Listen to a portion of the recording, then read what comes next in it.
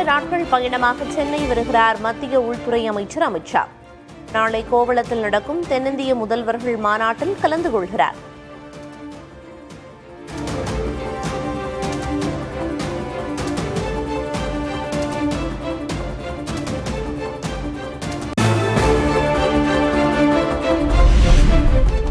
சென்னை வரும் உள்துறை அமைச்சர் அமித் ஷாவை தமிழக பாஜக தலைவர்கள் சந்திக்கவிருப்பதாக தகவல். தமிழக அரசியல் நிலவரம், கட்சி வளர்ச்சிப் பணிகள் உள்ளிட்டவை குறித்து ஆலோசிக்கவும் திட்டம்.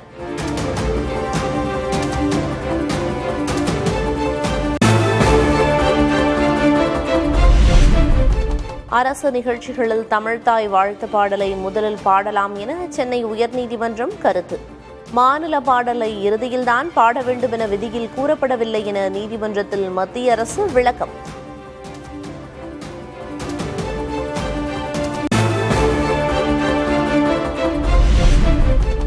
தேசிய கீதம், வந்தே மாதரம் பாடல்களில் முதலில் வந்தே மாதரத்தை தான் பாட வேண்டும். தமிழ்தாய் வாழ்த்தை முதலில் பாட உத்தரவிடக் கோரிய வழக்கில் உயர்நீதிமன்றம் கருத்து.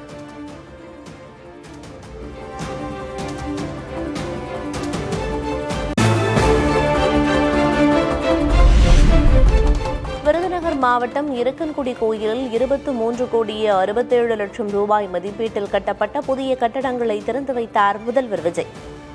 அறநிலையத்துறையில் 80 பேருக்கு பணி நியமன ஆணைகளையும் வழங்கினார்.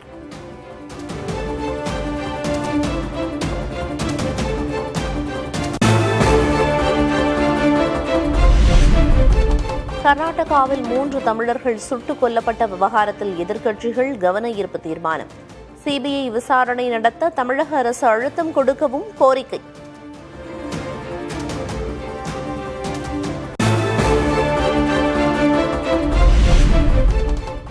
கர்நாடகாவில் 3 தமிழர்கள் சுட்டுக் கொல்லப்பட்ட சம்பவம் தொடர்பாக தமிழக அரசு சார்பில் அதிகாரப்பூர்வ கண்டனம் வெளியிடாதது அதிர்ச்சி அளிக்கிறது.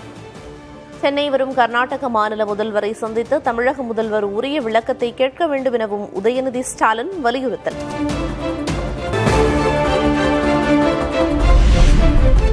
தமிழர்கள் கொலை விவகாரத்தில் தமிழக அரசு உரிய அழுத்தம் கொடுக்க எடப்பாடி கே பழனிசாமி வலியுறுத்தல். சிபிஐ விசாரணைக்கு தேவையான நடவடிக்கை எடுக்கவும் கோரிக்கை. கர்நாடக வனத்துறையினால் அப்பாவி தமிழர்கள் 3 பேர் துப்பாக்கியால் சுடப்பட்டு உயிரிழந்த ஒரு துயரமான சம்பவமாகும். எனவே இவ்வழக்கை சிபிஐ விசாரணைக்கு உட்படுத்த உரிய நடவடிக்கையை இந்த அரசு மேற்கொள்ள வேண்டும்.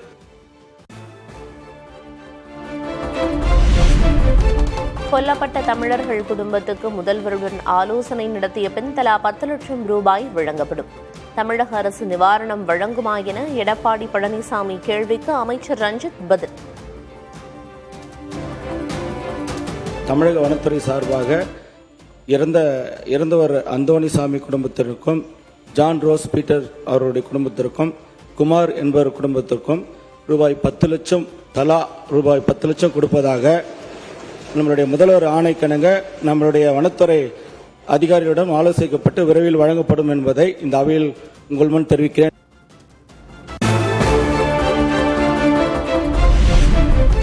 கர்நாடகாவில் 3 தமிழர்கள் சுட்டுக் கொல்லப்பட்ட விவகாரத்தில் முதல்வர் விஜய் கடும் கண்டனத்தை பதிவு செய்துள்ளார். எதிர்க்கட்சிகள் கொண்டு வந்த தீர்மானத்தில் அமைச்சர் நிர்மல்குமார் பதில். மாண்புமிகு தமிழக முதலமைச்சர் அவர்கள் உயிரிழந்த குடும்பத்தினருக்கு தனது ஆழ்ந்த இரங்கலை தெரிவித்து இச்சம்பவத்திற்கு கடும் கண்டனத்தை தெரிவித்ததுடன் இதுபோன்று இனி ஒரு சம்பவம் நடக்காமல் இருக்க கர்நாடக அரசு உரிய நடவடிக்கை மேற்கொள்ள வேண்டும் என்று வலியுறுத்தியுள்ளார்.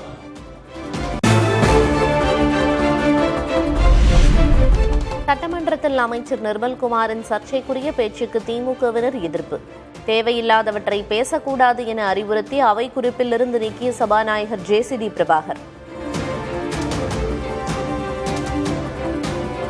கவன ஈர்ப்பு தீர்மானத்தை ஒட்டி மட்டும் கூறிய வார்த்தைகள் அவை குறிப்பில் இருக்கும். கவன ஈர்ப்பு தீர்மானத்திற்கு அப்பாற்பட்டு பேச அனைத்தும் அவை குறிப்பில் நீக்கப்படுகிறது.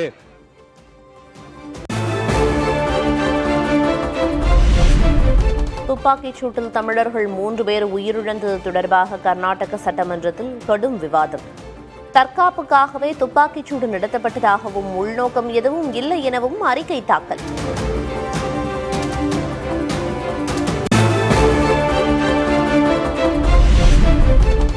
எந்த மாநிலமும் மற்றொரு மாநில நிர்வாகத்தில் தலையிடக்கூடாது என கர்நாடக முதல்வர் சிவகுமார் திட்டவட்டம். உங்கள் வேலையை நீங்கள் பாருங்கள், எங்கள் வேலையை நாங்கள் பார்க்கிறோம் என்றும் காட்டம்.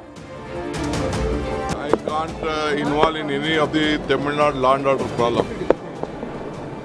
Own states have own problem.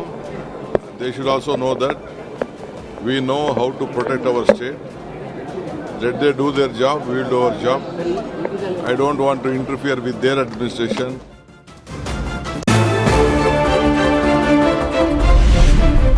விளையாட்டுத்துறைக்கான புதிய அறிவிப்புகளை சட்டமன்றத்தில் அறிவித்தார் அமைச்சர் ஆதவர்ஜுனா. ஆண்டுதோறும் 42 கோடி ரூபாய் செலவில் கிராமிய விளையாட்டுப் போட்டிகள் நடத்தப்படும் என அறிவிப்பு.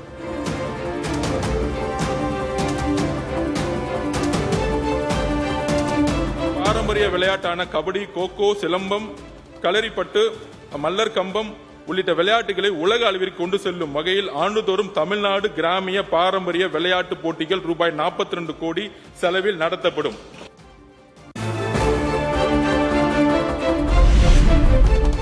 பொதுப்பணித்துறைக்கான அறிவிப்புகளை சட்டமன்றத்தில் வெளியிட்டார் அமைச்சர் ஆதவர்ஜுனா. சென்னை மாமல்லபுரம் புதுச்சேரி இடையே கடல்வழி பயணிகள் படகு போக்குவரத்து சேவை தொடங்க நடவடிக்கை எடுக்கப்படும் என அறிவிப்பு. சென்னை மாமல்லபுரம் புதுச்சேரி இடையே கடல்வழி பயணிகள் படகு போக்குவரத்து சேவையை தொடங்க நடவடிக்கை எடுக்கப்படும். சென்னையின் கலங்கரை விளக்கம் முதல் அடையாறு திருவிக பாலம் வரை உயர்மட்ட சாலை அமைக்கப்படும். வடசென்னையின் பெருகி வரும் போக்குவரத்து தேவைகளை கருத்தில் கொண்டு வியாசார்பாடியில் உள்ள ரயில்வே மேம்பாலம் நீட்டிக்கப்படும். நீட் விவகாரத்தில் காங்கிரஸ் பாஜக உறுப்பினர் இடையே காரசார விவாதம். மற்ற திட்டங்களை மாற்றும் போது நீட்டை திருத்த எவ்வளவு நேரமாகும் என தாரகை கத்பட் கேள்வி. நீதிமன்றத்தில் ஆணை இருக்கும் போது அதை மாற்ற முடியாது என போஜராஜன் பதில். இந்திய காங்கிரஸ் கட்சி நீட் திட்டத்தை ரத்து செய்வது குறித்து வலியுறுத்துகிறது. காங்கிரஸ் கொண்டு வந்த அனைத்து திட்டத்தையுமே பாஜக மாற்ற துணிகிற பொழுது ஏன் இதை மாற்ற துணியவில்லை என்பதை இந்த அவையில் நான் கேட்டுக்கொள்ள கடமைப்பட்டிருக்கிறேன். பாஜக கட்சி வந்த உடனே நாங்க கொண்டாந்ததை அவங்க நினைச்சிருந்தா மாத்திருக்கலாமே அப்படின்னாங்க. ஏன் மாத்தலன்றது உங்களுக்கு எல்லாம் தெரியும். Supreme court order.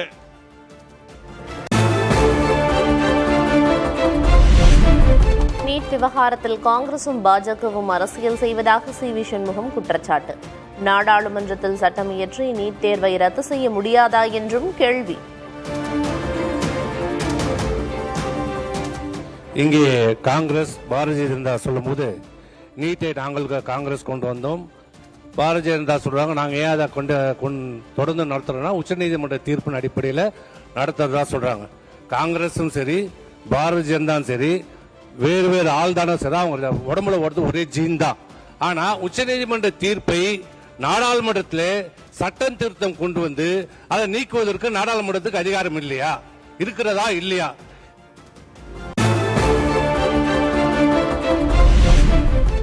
அரசு பெண் பணியாளர்கள் 3வது குழந்தை பெறும்போது 365 நாட்கள் மகப்பேறு விடுப்பாக வழங்கப்படும். சட்டமன்றத்தில் அமைச்சர் சரத்குமார் அறிவிப்பு.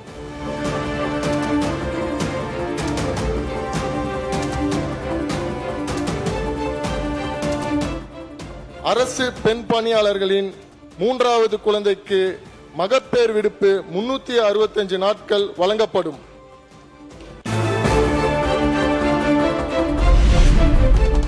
உளுந்தூர்பேட்டை விசிக மாநாட்டு மேடையில் தொண்டர்கள் மத்தியில் சிக்கிக்கொண்ட திருமாவளவன்.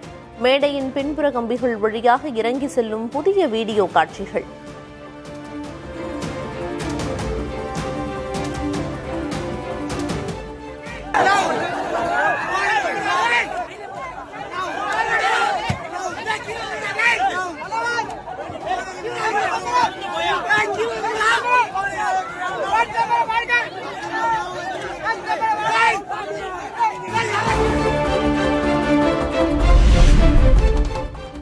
கரூரில் நடந்தது போல் நடந்துவிடக்கூடாது என்பதற்காகவே உளுந்தூர்பேட்டை மாநாட்டை முன்கூட்டியே முடித்தோம். விடுதலை சிறுத்தைகள் கட்சித் தலைவர் திருமாவளவன் விளக்கம்.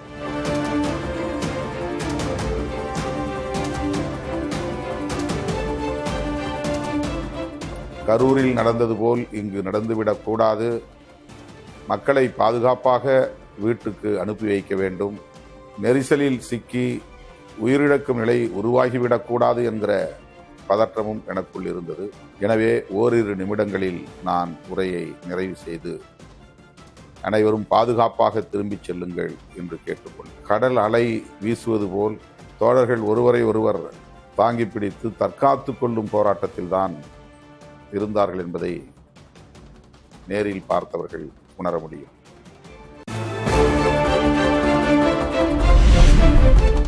தமிழகத்தில் 10 இடங்களில் சுட்டெரித்து கடும் வெப்பம். திருச்சியில் 3வது நாளாக அதிகபட்சமாக 104 டிகிரி ஃபாரன்ஹீட் வெப்பநிலை பதிவு.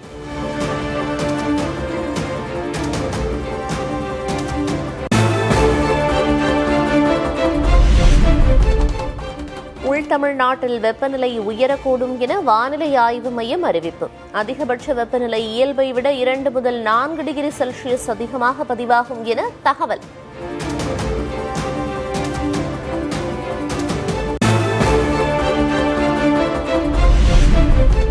தமிழ்நாட்டில் 3 மாவட்டங்களுக்கு இன்று கனமழை எச்சரிக்கை. செங்கல்பட்டு, விழுப்புரம், கடலூர் மாவட்டங்களில் கனமழை பெய்யும் என கணிப்பு.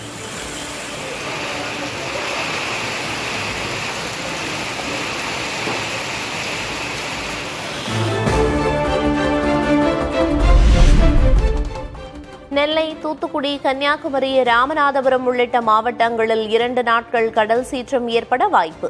மீனவர்கள் கடலுக்குள் செல்ல வேண்டாம் என மாவட்ட நிர்வாகம் அறிவுறுத்தல்.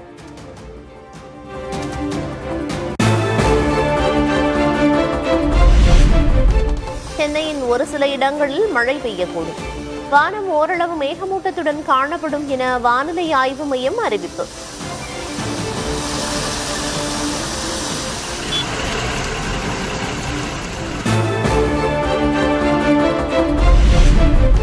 சென்னையில் பருவமழை முன்னெச்சரிக்கைக்காக 10 கோடி ரூபாய் ஒதுக்கீடு செய்து உத்தரவு. முன்னெச்சரிக்கை ஏற்பாடுகளில் 1000 பேரை ஈடுபடுத்தவும் ஆணையர் சமீரன் ஆணை.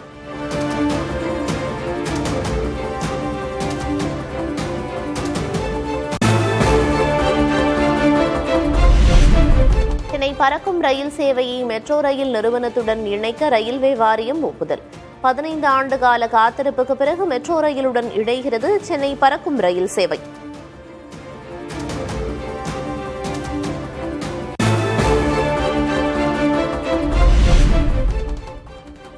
மதுரையில் காவல்துறையினர் தாக்கியதில் உயிரிழந்ததாக கூறப்படும் சிவனடியார் பரமசிவத்தின் உடலை வாங்க குடும்பத்தினர் மறுப்பு.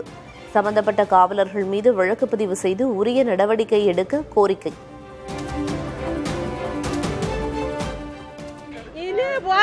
அடிச்சது வேற யாருமே இல்ல. அவருக்கு எது ஆஸ்பத்திரியில வந்து பேரம் பேசினாங்க. 5 எவ்வளவு செலவானாலும் பரவாயில்ல. இன்ஸ்பெக்டர் தான் பேசினாரு. எல்லாம் பேசி எவ்வளவு செலவானாலும் பரவாயில்ல ஏத்துக்கிறேன், நான் பாத்துக்கிறேன். உயிர் இருந்தா தானே பார்க்க முடியும்.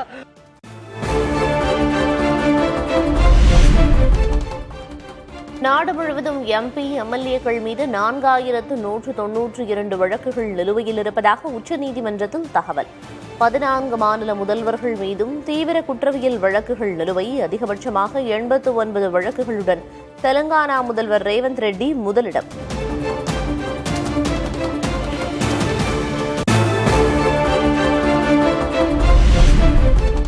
டெல்லி குடிநீர் வாரிய டெண்டர் முறைகேடு வழக்கில் ஆம் ஆத்மி முன்னாள் அமைச்சர் சத்யேந்தர் ஜெயின் உட்பட 6 பேர் கைது. லஞ்ச ஒழிப்பு காவல்துறையினர் அதிரடி நடவடிக்கை.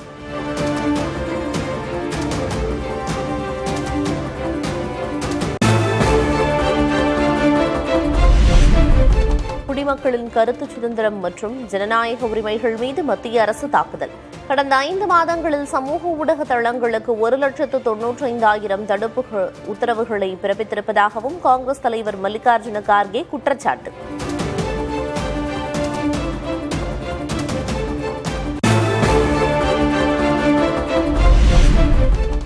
தேசிய தேர்வு முகமை நடத்தும் போட்டித் தேர்வுகளில் பாதுகாப்பை உறுதி செய்ய பல்வேறு சீர்திருத்த நடவடிக்கைகள். முக்கிய மாற்றமாக என்டிஏ தேர்வுக்குழுவில் இருந்த 600 நிபுணர்கள் நீக்கப்பட்டு புதிய நிபுணர்கள் நியமனம்.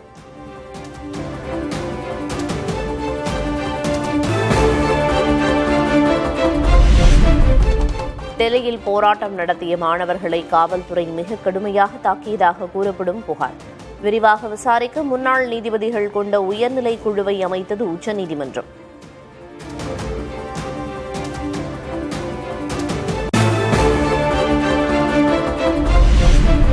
ஆந்திர பிரதேச உள்ளாட்சித் தேர்தலில் பிற்படுத்தப்பட்டோருக்கான இடஒதுக்கீடு 20 விழுக்காட்டிலிருந்து 34 விழுக்காடாக உயர்த்தப்படும். மேயர், நகராட்சி தலைவர்கள் நேரடி தேர்தல் மூலம் தேர்ந்தெடுக்கப்படுவார்கள் என்றும் முதல்வர் சந்திரபாபு நாயுடு அறிவிப்பு.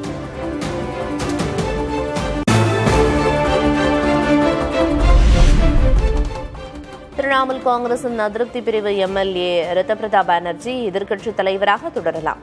இடைக்கால அனுமதி வழங்கி கொல்கத்தா உயர்நீதிமன்றம் உத்தரவு.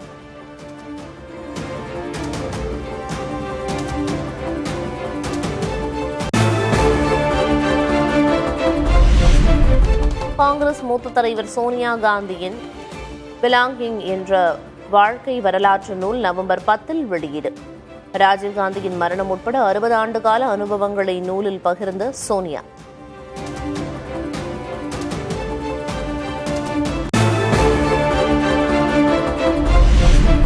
சபரிமலையில் இனி திரைப்பட படப்பிடிப்பு நடத்த அனுமதி வழங்க முடியாது என கேரளம் தேவசம் போர்டு அமைச்சர் முரளிதரன் திட்டவட்டம். மோகன்லாலின் அதிமனோகரம் படப்பிடிப்புக்கு அனுமதி வழங்கப்பட்டது சர்ச்சையான நிலையில் முடிவு.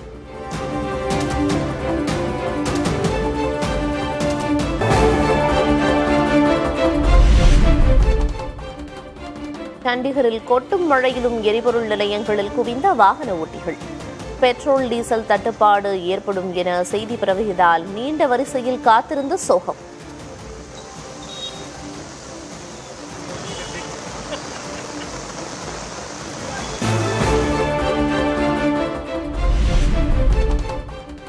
பீகாரில் அரசு பள்ளியில் சத்துணவு உட்கொண்ட 20க்கும் மேற்பட்ட மாணவர்களுக்கு உடல்நலக்குறைவு.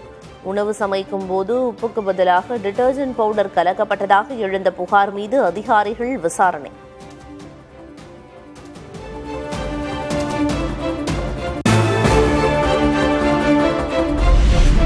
டாடா சன்ஸ் நிறுவனத்தின் வருடாந்திர பொதுக்கூட்டம் போதிய உறுப்பினர்கள் பங்கேற்காததால் தள்ளிவைப்பு. என் சந்திரசேகரன் பதவிக்காலம் முடிவடையும் நிலையில் ஒத்திவைக்கப்பட்ட கூட்டம்.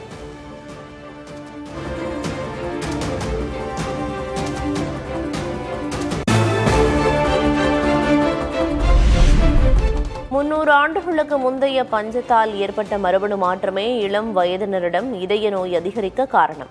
அப்போலோ குழும தலைவர் டாக்டர் பிரதாப் ரெட்டி பேட்டி.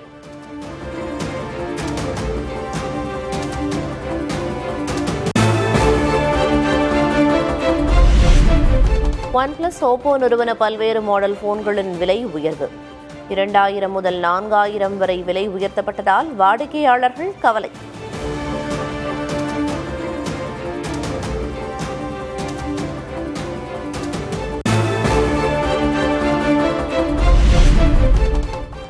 வங்கதேசத்துடனான உறவு நேர்மறையாகவும் ஆக்கப்பூர்வமாகவும் தொடர வேண்டும். முன்னாள் பிரதமர் ஷேக் ஹசீனாவை திரும்ப ஒப்படைக்க கோரி வங்கதேசம் வலியுறுத்தி வரும் நிலையில் இந்திய வெளியுறவுத்துறை கருத்து.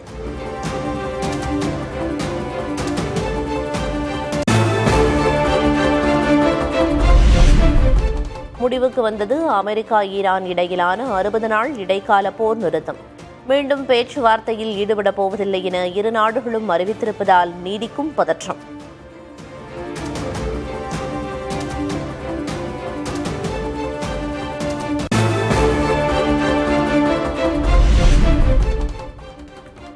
ஈரானின் ஹோர்முஸ் நீரிணையை தங்களது நாட்டின் ஒரு பகுதியாக அறிவித்தது அமெரிக்கா.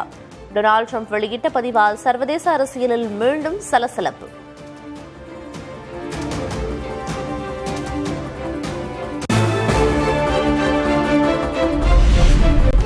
இடைக்கால ஒப்பந்தத்தின் நிபந்தனைகளை நிறைவேற்றும் வரை ஹோர்முஸ் நீரிணை மூடப்பட்டிருக்கும். அமெரிக்க அதிபர் ட்ரம்ப் அறிவிப்புக்கு ஈரான் அரசு பதிலடி.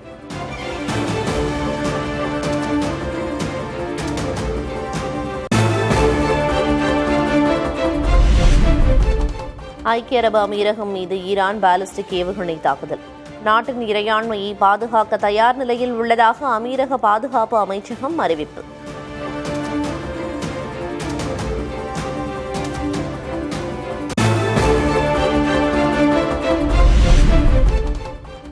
சர்வதேச சந்தையில் கச்சா எண்ணெய் விலை மீண்டும் உயர்ந்து $91 தாண்டியது.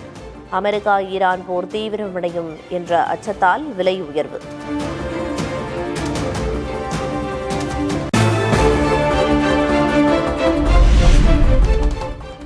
உக்ரைனின் கார்கிவ் நகரை குறிவைத்து ஏவுகணை தாக்குதல் நடத்திய ரஷ்யா.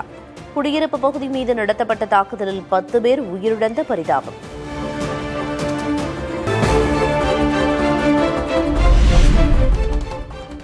ஊழல் வழக்கில் ராவல்பிண்டி சிறையில் அடைக்கப்பட்டுள்ள இம்ரான்கானை உடனடியாக மருத்துவமனைக்கு மாற்ற உத்தரவு. உடல்நல பிரச்சினைகளால் அவதியடைந்து வருவதாக புகார் எழுந்த நிலையில் பாகிஸ்தான் உச்சநீதிமன்றம் உத்தரவு.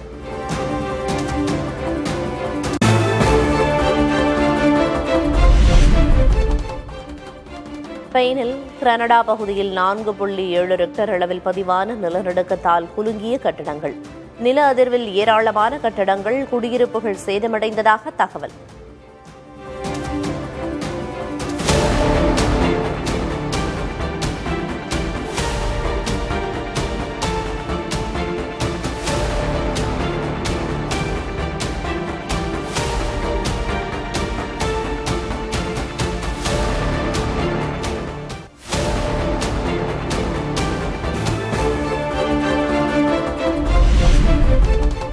சர்வதேச விண்வெளி நிலையத்திற்கு வெளியே நடைபயணம் மேற்கொண்ட இந்திய வம்சாவளி வீரர் அனில் மேனன் சக பெண் வீராங்கனையுடன் இணைந்து கம்யூனிகேஷன் கோளாறை சரி செய்யும் பணியில் ஈடுபட்ட காட்சிகள் வெளியீடு.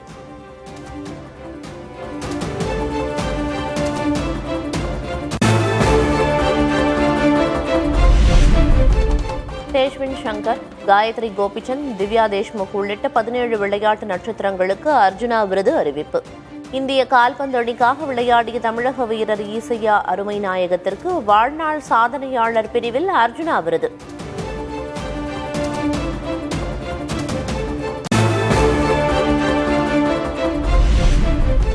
டெல்லியில் நடைபெறும் உலக பேட்மிண்டன் சாம்பியன்ஷிப் போட்டி முதல் சுற்றில் ஆஸ்திரியா வீரர் பிலிமோனை வீழ்த்தினார் இந்தியாவின் லக்ஷ்யா சென்.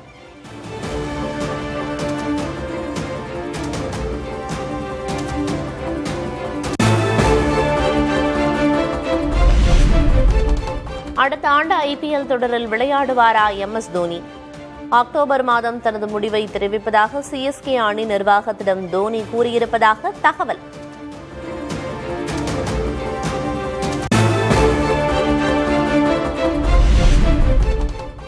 இலங்கைக்கு எதிரான முதலாவது டெஸ்ட் போட்டியில் வலுவான நிலையில் இந்திய அணி. 4ஆம் நாள் ஆட்ட நேர முடிவில் 4 விக்கெட்டுகளை இழந்து இலங்கை அணி திணறல்.